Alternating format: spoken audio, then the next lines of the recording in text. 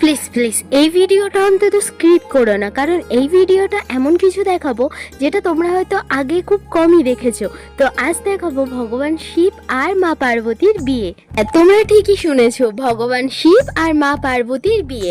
আজ ছিল নীলাপতির বিয়ে, ঝাঁপের আগের দিন। তো মোটামুটি সবাই জানো যে বাঙালির 12 মাসে 13 পার্বণ, কিন্তু আর সেই 13 পার্বণের মধ্যেই একটা পার্বণ হচ্ছে চড়ক মেলা।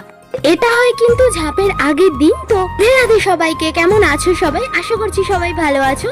তো আমাদের রিচুয়ালস অনুযায়ী মন্দির থেকে আসে বাবা বুড়ো শিব, আর পাড়ার কারোর একটা বাড়িতে থাকে মা দুর্গা। তো এরকম একটা নিয়ম আছে যে যারা এই দায়িত্বটা নেয় তাদেরকে 3 বছরই পালন করতে হয়।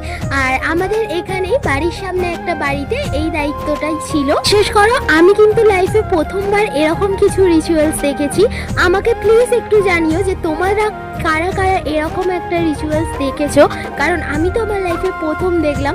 তো এখানে দেখতেই পাচ্ছ মা দুর্গাকে বসিয়ে দেওয়া হয়েছে সাজিয়ে গুজিয়ে, আর এখানে পালকি করে চলে এসেছে আমাদের বাবা বুড়ো শিব।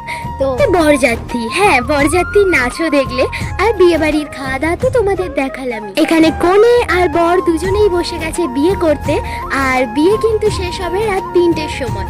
তখন আবার পালকি করে দুজনকেই নিয়ে যাওয়া হবে মন্দিরে। শেষ করো, আমি লাইফে প্রথমবার এরকম কিছু দেখেছি, যার জন্য আমি তো খুবই এনজয় করেছি। ভিডিওটা এখানেই এন্ড করছি। সবাই ভালো থেকো, টাটা।